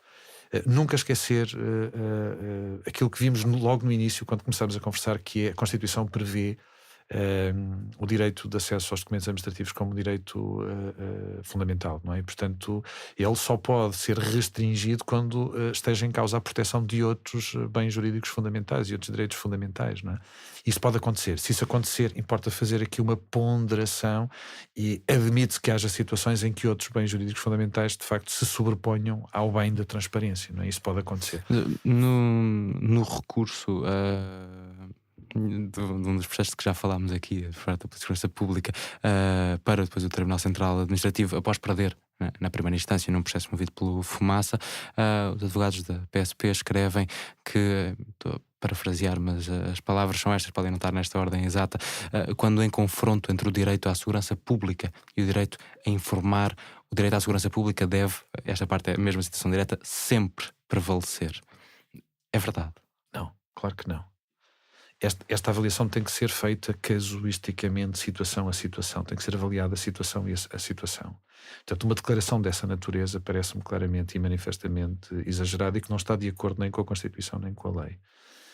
Mas importa fazer uma ponderação casuística, não é? E pode haver situações em que depende da informação em causa, depende do contexto, depende dos bens jurídicos fundamentais que estejam ali em jogo, mas pode haver situações em que haja bens que se sobreponham e que levem a uma restrição do direito de acesso. Uma restrição não significa denegação do direito de acesso, mas uma restrição, não é? Ou seja, em que possa eventualmente não se aceder a toda a informação, mas apenas a uma parte da informação que não coloca em causa aquilo que é o fundamental do bem jurídico que se pretende proteger. E é possível também o contrário, em que há um momento em que se decide que garantir o acesso à informação aqui pode, a certo ponto, colocar em causa parte do direito à segurança? Ou seja, pode-se tomar a decisão de vamos dar este documento, vai afetar a capacidade de fiscalização das polícias, mas consideramos que é Pode importante acontecer. haver este acesso. Sim, pode acontecer. Pode acontecer. É assim, tenho alguma dificuldade em discutir isto em abstrato. Portanto, como disse, isto é uma questão, esta questão das exceções ao direito de acesso são exceções que têm que ser ponderadas casuisticamente, caso a caso, de acordo com o contexto e as circunstâncias. Portanto, eu penso que é nesse quadro que nós temos que fazer esta mesma avaliação. Não esquecendo nunca que o princípio geral que deve de alguma forma balizar o juízo que vamos fazer é o princípio que está inscrito no artigo 5º da LADA, que é o princípio do livre acesso, não é? Portanto, este é o princípio geral. Portanto, se eu não tiver condições para aplicar uma das exceções que estão previstas no artigo 6º, eu vou aplicar o artigo 5º. E, portanto, o artigo 5º é o do livre acesso. E este raciocínio, esta lógica, é uma lógica que eu acho que ainda não faz parte da forma de pensar da maior parte dos serviços da administração pública, não é? Portanto, parte-se da exceção para o princípio e não o contrário, não é? Portanto, o princípio, isto é uma verdadeira revolução. Eu acho que a maior parte dos portugueses também não tem noção disto, mas o princípio que está inscrito na lei é o de que qualquer cidadão tem o direito de aceder a toda a informação em posse da administração pública. É evidente que com a LADA de 93 e 2007, este princípio era um princípio com uma abrangência muito maior por causa da questão do acesso aos documentos nominativos, não é? O conceito era um conceito muito mais circunscrito e, portanto, estávamos a falar de praticamente tudo. Agora já não é assim, portanto, temos um conceito diferente, mas mesmo assim estamos a falar, de facto, de um princípio geral profundamente transformador e quase revolucionário, não é? Vai alterar completamente toda a lógica de funcionamento e de relação entre o cidadão e a própria administração pública. Obrigado, Sérgio. Faço agora os créditos. No momento, esta entrevista foi preparada por mim. Eu é que agradeço, obrigado. Obrigado por vir. Esta entrevista foi preparada por mim, Nuno Viegas, editada pela Margarida David Cardoso, a Joana Teresa Batista tratou da imagem, o Bernardo Afonso do som, fazem ainda parte da equipa Fumaça, Maria Almeida, Lucas Rimou de Freitas, Ricardo Esteves Ribeiro, Luís Marquês e Fred Rocha. O Fumaça pode gastar anos a fazer pedidos de acesso a documentos administrativos, apresentar queixas à CADA e levar processo a tribunal, porque 40% dos nossos gastos são pagos pelas contribuições mensais recorrentes de quem nos ouve, vê e lê. Se queres, continuemos a produzir jornalismo de investigação com bases documentais, verificação de factos e cruzamento de fontes. Junto da comunidade Fumaça, faz uma doação mensal de 5 ou 10 euros em fumaca.pt/contribuir. Até já.